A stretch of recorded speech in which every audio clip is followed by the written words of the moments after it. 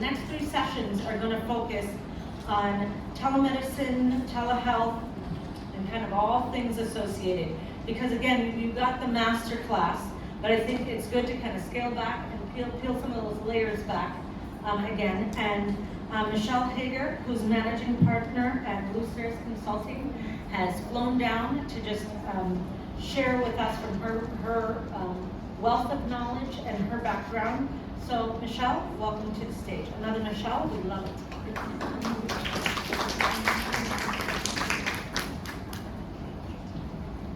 Thank you, Michelle. Thank you to all of the offices that have been part of the sessions today and tomorrow, and to the governor who's given so much time. I think all of us were certainly in awe that spent so much time with the group. Okay, so because we're all about time today, first of all, we're going to learn, this is going to be kind of like the Matrix, right? We're going to learn Kung Fu, but we're going to skip all the boring stuff. So we're going to go as quickly as I possibly can, but I did include all the boring stuff in the slide deck. So if you want to still look at that and the data and the index and that sort of thing, it's still inside that deck. And of course, you can contact me anytime. Okay, next slide. A little bit about me, so that's part of the boring stuff. Just probably skip to the end just to let you know that you're in good hands. We've been in business for almost 12 years, and Becker's Hospital Review named us top telehealth company to know. I've also just been recently inducted as a fellow of the College of Fellows for the American Telemedicine Association. Next slide. So we're going to talk a little bit today about kind of really the values and benefits of telehealth. I'm going to give you a couple of different pieces that I think will be helpful to you. I left in the italics at the bottom. Those are the pieces that I'm actually not going to present today, just based on time, but you can pull them and look at them in the index. And then I'm going to talk to you about some of the patient considerations and provider considerations. It wasn't really straight down the path for what we were going to talk about, but I felt like it was helpful based on the conversations that I had with different people, certainly even last night. Next slide. So from a investment perspective, it's just been crazy. This is what this slide's all about, just telling you that there's just been exponential growth. The dollars that have been implemented or socked into the telehealth environment are massive. So that makes for a lot of new companies in the mix, which makes decision making very difficult for people like yourselves. So just keep that in mind. There's a lot of new companies coming forward, so you want to make sure that you're looking at those companies and how long they've been in business, how many customers they've had out there. Next slide.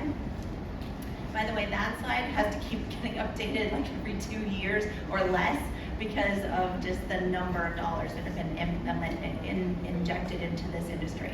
And you can see based on this slide, it's going up to a crazy number by 2027. And next slide.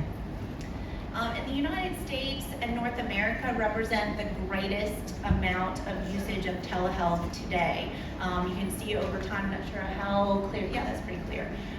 They're utilizing the most across the world, but we are seeing emerging markets in not only the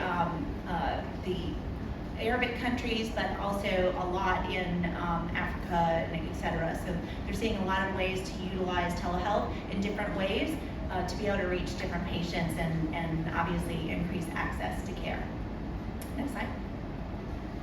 So with that market expansion and amount of vendors in the market, we're seeing a tremendous amount of compression. So I'm bringing this into your attention because we're seeing companies like large telehealth companies, direct-to-consumer companies like Teladoc, American Well, some of the others that you may have already heard about, BrightMD, et cetera, that are starting to purchase other companies, merge together, and then yesterday and the day before we heard Amazon was purchasing a provider company. So we're seeing this consolidation in the market. This has already kind of happened in the EMR market. So if you follow the EMR market, you can pretty much see what's going to happen in the telehealth market. So again, another reason to take a quick look or take a good look at the vendors in the market, how long they've been around, because it's going to be important for you to understand how they can work with you and their longevity out there. Next slide. So barriers to adoption never seem to change. Pre-COVID, post-COVID, they never seem to change. We know that licensure is still a barrier to adoption. I know certainly in the Virgin Islands we have challenges when you have to look at specialists in other states? Can they access you? Can they provide care in the territory or not based on licensure, reimbursement, and broadband connectivity, or any connectivity. And I think it's no surprise that this is an area where you're talking about in earnest how you're going to better connect and utilize connections both from an HIE perspective as well as broadband connectivity. It's a problem no matter where you are. I'm in South Carolina, and our barrier islands have the same exact issue. The problem is those cable companies don't want to do that last mile. That's not very profitable for them, right? So the good news is we know that the FCC is doing a very broad study right now to talk about and look at the actual connectivity to the patient's home. This is true across the country, so that's important. We know these broadband companies have really been relying on cellular service data. Oh, I provide service in County X. Yeah, but not on my street. You know, maybe you do it in, Miami, or you do it in Charleston or whatever. So that's an important one. And then finally, looking at some of the privacy concerns. I know I was speaking to someone earlier who was thinking about privacy is a real concern for patients here in VI because they're not sure what's that information going to be utilized for. Is someone else listening? So it's going to be really important that you spend some time when you're implementing telehealth and ensuring and assuring the patient that it is a private environment. That you're not just doing this off the side of the road in your car, that it is in a space where people will not be able to access it. Or if you are doing these services in your home, like I saw earlier, people can do services from anywhere, which is true, but you still have to maintain the level of privacy that you would have if you were in the office. And I'm also going to talk a little bit about how to maintain the same level of professionalism that you would have if you're not in your office. Next slide. U.S. population is going crazy, and it's outpacing physicians. I'm sure I don't have to explain that to all of you. So there's detail there. You can read it when you're bored. But next slide. And licensure, as they said, really challenging there. What we're seeing, unfortunately, is the nursing compact is still staying strong, but the physician compact, licensure compact, where they can have a little bit of cross-state licensure, that is having fewer and fewer states. We see Arizona, for example, is about to leave the licensure compact, may have already left it at this point. So other states are considering that. That's not good news, so we need to make some real strides in this idea of how we make licensure across state lines even easier. Next slide. And here in VI is the same as anywhere else in rural America. It's a lot of patients to reach, and they are sicker, they tend to be older, and therefore it's more difficult to reach them. A lot of data there around what to do with rural health and how to reach those folks in rural America, and certainly broadband and access to care is huge. And next slide.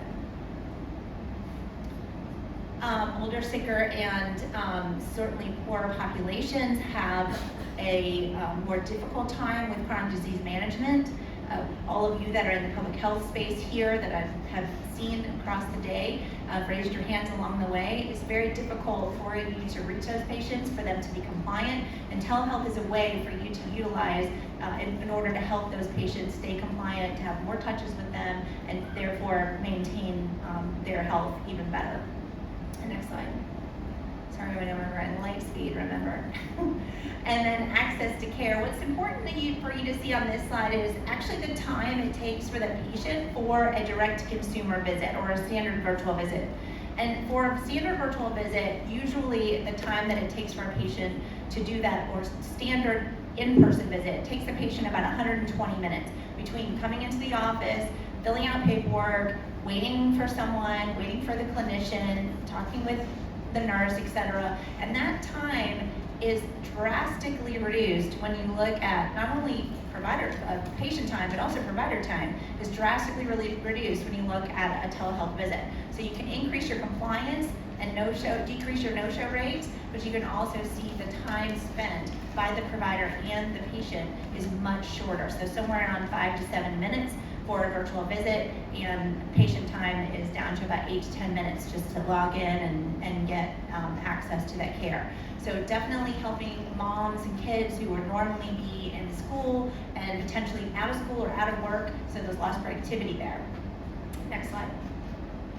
So as you're developing your telehealth roadmap, and you're right at the beginning of this process, I wanted to talk to you about a few use cases that I think might help you kind of see where telehealth can go and the value of those programs. And next slide. So this is a standard virtual visit type of view, right? Where we've got the doctor on one side and the patient on the other. You probably are very familiar with this now with COVID. Now everyone's familiar with this. We kind of joke that we had to explain to our parents what we did pre-COVID, but now we say telehealth and everyone goes, okay, yeah, no, I understand. Everyone knows we've all done those visits now. So for virtual visits, it's anything from a direct-to-consumer visit where we're just having a visit with a provider that may not be our regular provider because we just need that non-complex care, to accessing a specialist potentially that we don't necessarily have in our doctor's office or don't necessarily have in our community. An easy one, easy technology, and I will say my words of the day and my advice for all of you as you start to do this is to keep it simple. As you look at these technologies, as you look at what your opportunities are, keep it simple. There's a lot of ways to complicate all of it, but you can really make it very simple and low tech and therefore low cost as well. And next slide.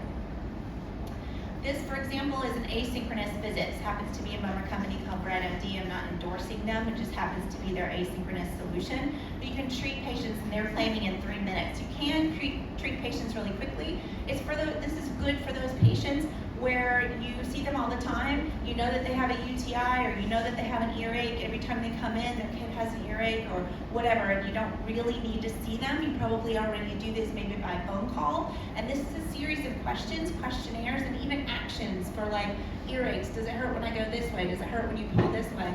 So you can tell and answer those questions as a patient, and on the other end, a nurse or nurse practitioner or PA can answer, could see that information, or through the AI, essentially, the machine learning that's happening behind the scenes, that can determine based on your pathway, should they get a prescription right away. So that's another option, is this asynchronous solution. Next slide. Sometimes people use these asynchronous solutions paired with virtual visits, so you kind of do an asynchronous visit on the front end, and then if they have to come in, you might do a virtual visit, a video visit. Or the other way, you might do an asynchronous, and then if they have to, they can come into the office. School-based telehealth. This is another place where this is taking off across the country. It's a way for patients, this is an example of a school-based program that exists actually in South Carolina. Child can come into the office with a nurse, and they can have anything from medication management to follow-up visits to behavioral health visits to any kind of clinical support with the nurse in the office. And they can access it ED doc, for example, and come straight to the school. Also incorporate parents, because how many times do kids have to have these types of services in schools, but parents are working and they maybe can't get away in order to go to that visit. Now you can incorporate parents into this video visit. So school-based telehealth is a great way for you to access it and get access care, and for kids that are in schools who take 80% of their prescriptions while they're in school, can access care right there in the school system.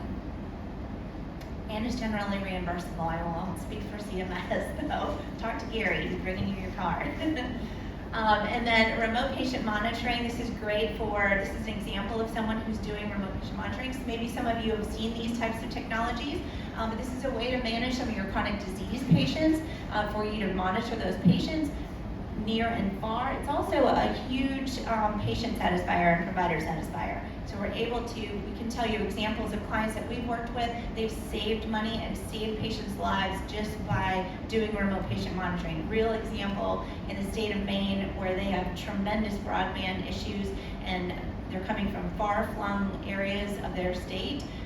Put it in a remote patient monitoring process for a heart failure patient. After they had had a procedure, they went home, they took their weight, they had other peripherals that they could, that they had access to, and that data came back to the office. They were able to contact that patient and advise that patient on what to do, and they were averted from being readmitted, and they were able to stay home. So just that was within week 1 of implementation of that remote patient monitoring program. So these return on investments are huge, and the readmission in particular, against readmission and penalties is huge as well. Next slide. Another type of program that you may not have heard about is community paramedicine. This is where we're managing patients with other types of ancillary service providers like EMTs, like paramedics, and nurses that are in the field that may be overseeing. Also, in addition, this will help patients manage those frequent ED visits. You know who those frequent flyers are that come to your emergency room. They always have, they may have fallen, or they're dizzy, or they have some other chronic disease issue that's happening that's causing them to have to be transported to the emergency room and essentially sit there. That's the other problem. They end up sitting and waiting because they're not potentially acute, but they're not at the stage where they need to stay home at that time. This is a community paramedicine program where patients can be cared for in the home. This is providing more low acuity services as well. Many of them are actually administering LASIKs in the home and saving those patients' lives, so they can do these smaller procedures. So again, utilizing all those clinicians that are in your community, including EMTs and paramedics, and decreasing the wall time. I don't know if there are any EMTs or paramedics or that type of folks in the room, but if you talk to your ambulance service providers or your paramedics, they'll tell you that decreasing their wall time is huge, because if they're just standing there against the wall in the emergency room waiting for the emergency department to pick them up, that is wasted time for them. They're clinicians that are waiting for something and waiting for those nurses and doctors to pull them in. Okay, next slide. This is how the Greenville County, where I am from in South Carolina, this is how their paramedic program works. So the details around this community paramedicine program you can read, but it tells you step by step how they're utilizing it. And in this case, they're utilizing it as a scheduled visit, but you can do it as a non-scheduled visit as well. And again, this is a real time saver and a way to utilize all the clinicians that are in your community. Next slide. Hospital at home. Has anyone heard of hospital at home? Few people. Okay, great. So hospital at home is allowing patients to transfer or to go home a little bit earlier. So those patients that are starting on the right trajectory, they might just need a little bit of monitoring. They have some patient monitoring at home. The kits are sent back with them, potentially even a patient bed, and they're able to be at home a little bit sooner. They're monitored. Nurses can come to the bedside and check you in your home. As you can imagine, if you were your own patient, how long do I want to stay in the hospital? Not any more time than I need to. So being able to get home quicker is important, and people tend to recover and get better sooner. It's a huge patient satisfier. You get better compliance and that all-important social determinants of health. If you're there in the patient's home, you can see that they don't have air conditioning. You can see that their refrigerator doesn't have any food.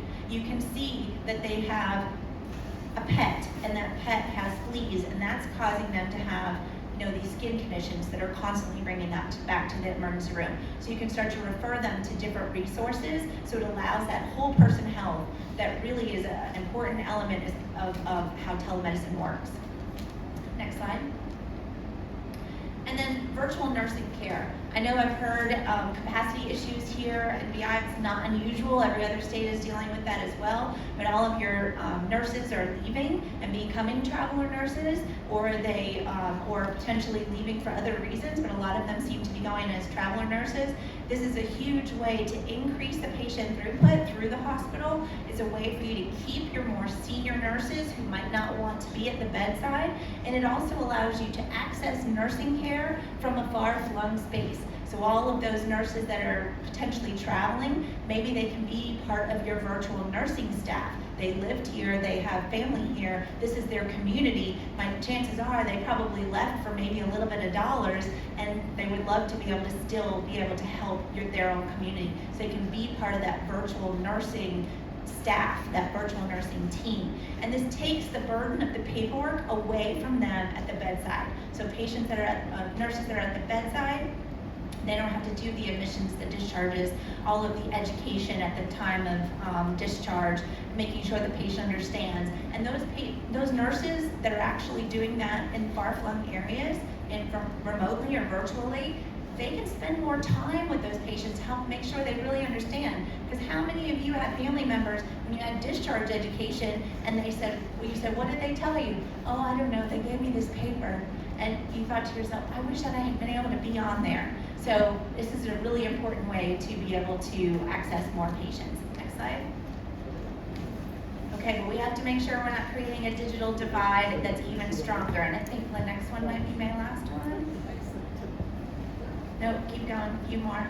Make sure you have my contact information. I know we're out of time, we're wrapping up. So you can see I've got some reimbursement slides here. I've got some ROI. There's also some information for you on remote patient monitoring and how you can build more capacity in your staff using telehealth, how you can get an ROI from a behavioral health visit, for example, over time. And one more, keep it going. See, the provider, I've had the wrap-up sign just a second ago. So just keep in mind when you're doing telehealth for your providers that you pay attention to the fact that they need to be wearing standard dress that they would have in the office, lab coats. If they are wearing suits or whatever it is that they would normally wear in the office, they need to continue to do that. We've seen that happen before where people are doing visits and they're doing them in all sorts of different, and that doesn't breed confidence for patients. So do it exactly the same. Don't make your providers your front line. If you come to the office, it's coming to a nurse, for example, to have them, or office person, and they are clearing them, and then you see the doctor. So use that same workflow. Don't make the doctor the first, line of telehealth here. There's a few more slides, but my contact information is there. All of this detail is contained in these slides, so please feel free to access them. And I would just tell you that we do webinars, there it is. We do webinars on our website every single month that are for free. I heard someone say earlier, say free again, it's free. They are 10 minutes, 15 minutes, 20 minutes, so little lightning pieces that we do, and then sometimes we do them a little bit longer, but we try to make them in bite-sized pieces. So good luck on your journey for telehealth. I'd be happy to help anyone that I possibly can, and I'll be here through tomorrow, and I'd be happy to answer any questions. Thank you for having me.